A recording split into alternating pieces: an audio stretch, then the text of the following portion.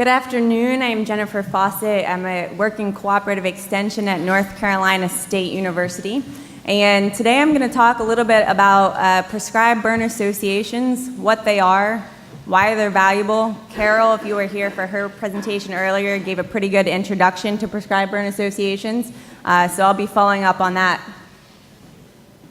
Just to give you a little bit of background, if you're not familiar with the amount and location of prescribed burning that is being done in the United States currently, this is a map that shows the lighter color areas in the light yellow are less than 1,500 acres or 600 hectares per year, whereas the darker areas, the dark red, are over 1 million acres or 405,000 hectares per year. And this data was based on 2014, and every year is pretty similar to this. So it looks like a lot of prescribed burning for some states, but with that being said, 11.7 million acres or 4.7 million hectares are burned every year in the United States on average, and 76% of that is for forestry purposes.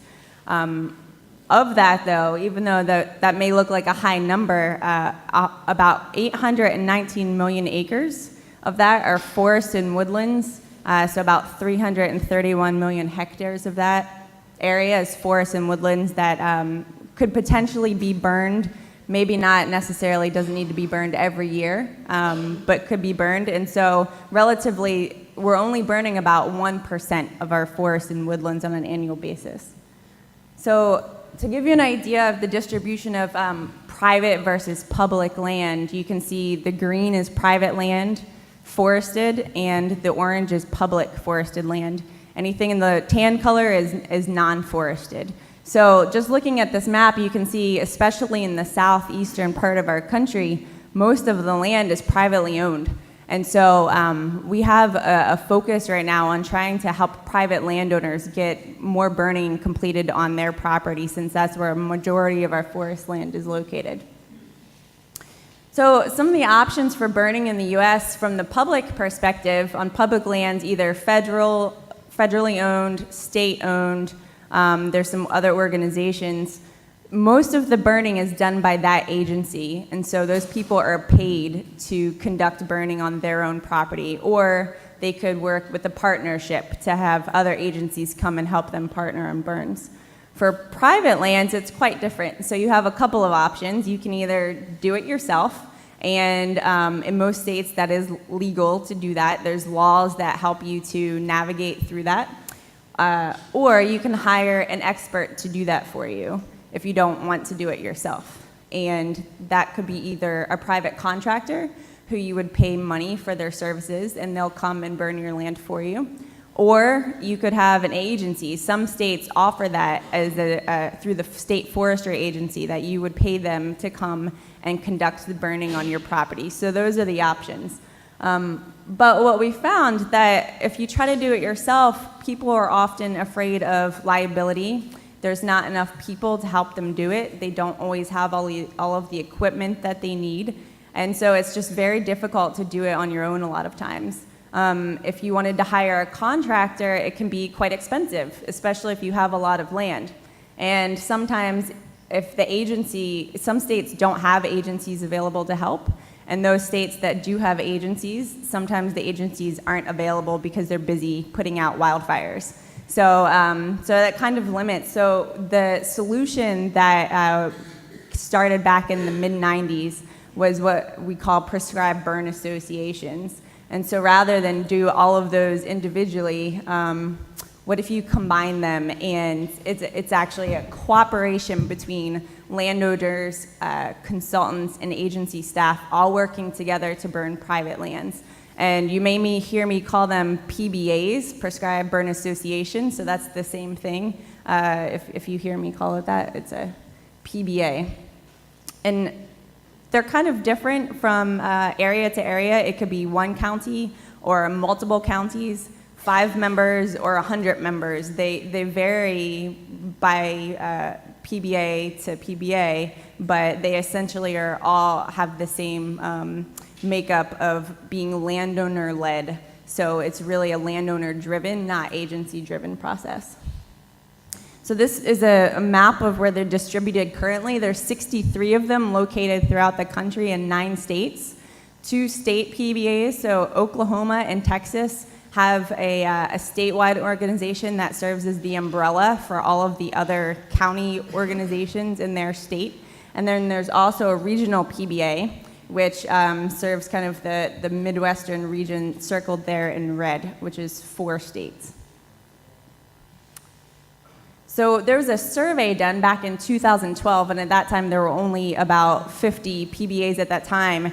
And of those, 27 PBAs responded to the survey, and they had collectively completed over 1,000 burns and over 472,000 acres or 191,000 hectares. And so that was in 2012, so since then, I'm sure it's been much more. So they're actually quite effective at getting a lot more prescribed burning done on the land.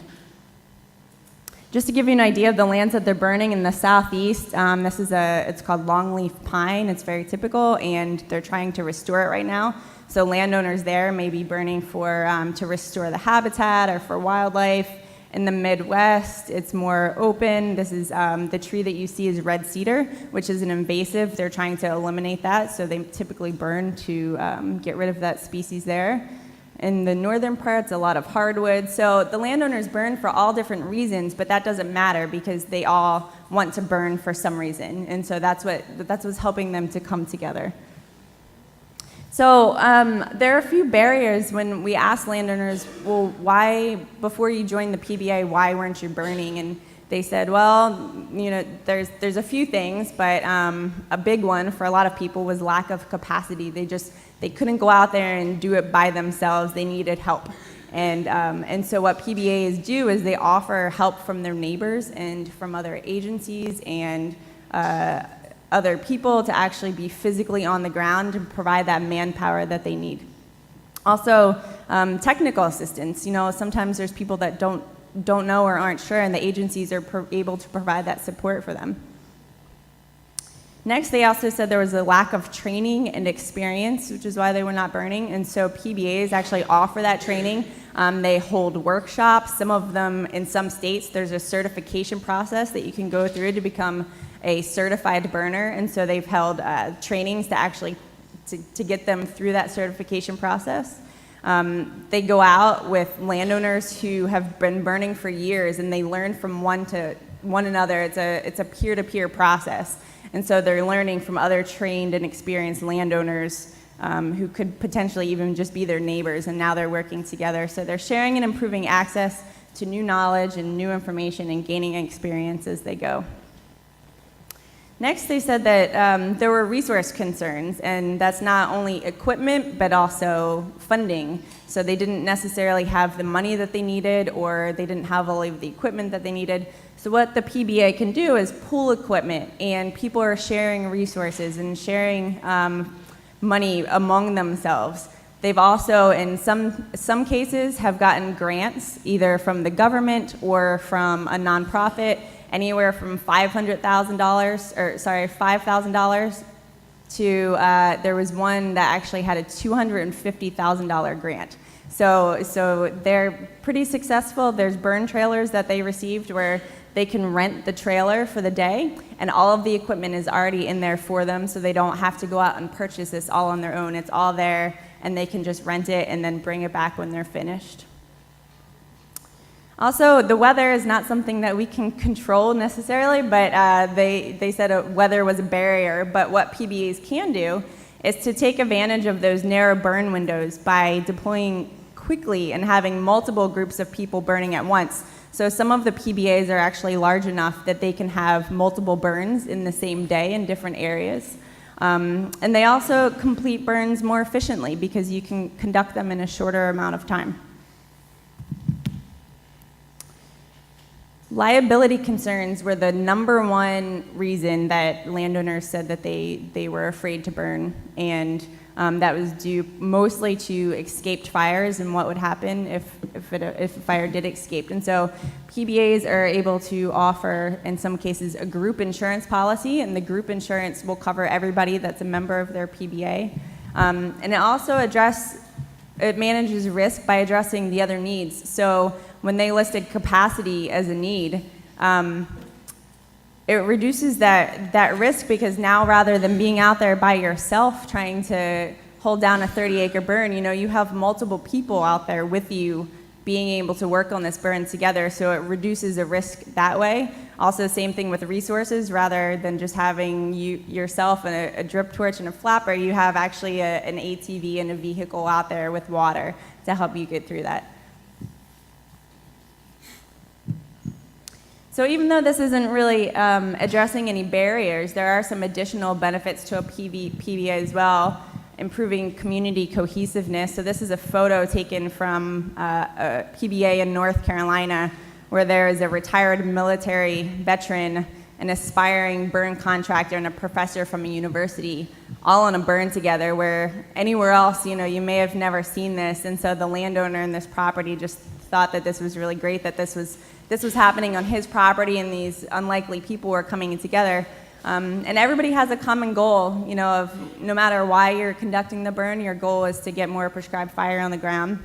And it also fosters good relations between your neighbors and in the community. There's been a lot of community benefits outside of just the PBA from the communities that they live in.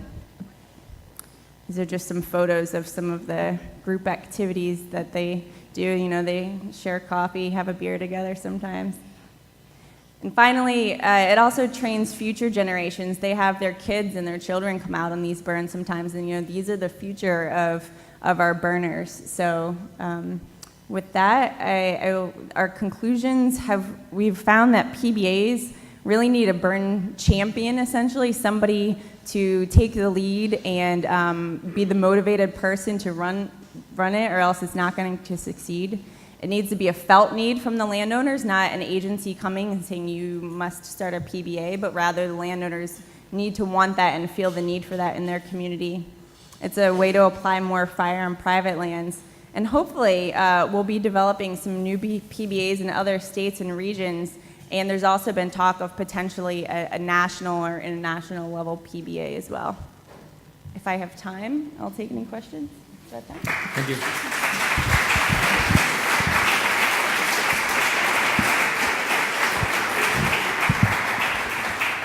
We can have one question.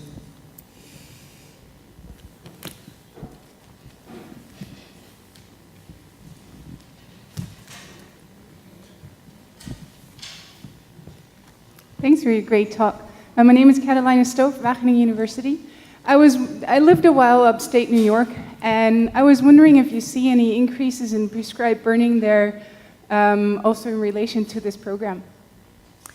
I'm not as familiar with upstate New York as some of the other areas. Was that your question specific to upstate New York, or the Northeast in general?